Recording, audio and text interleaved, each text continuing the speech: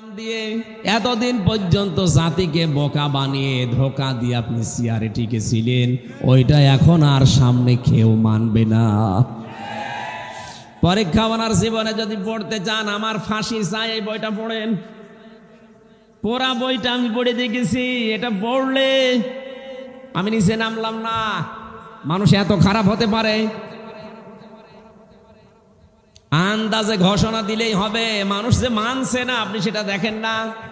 যত জায়গায় জাতির পিতা, এই রোড এই সেতু নাম ছিল, আগস্টের 5 তারিখের পর থেকে সব পরিবর্তন করে আসল যিনি জাতির পিতা তার নাম লিখে দিয়েছে। আর এইটাই চলবে দেশে। এই কথা বলেন না কেন? এইটাই চলবে।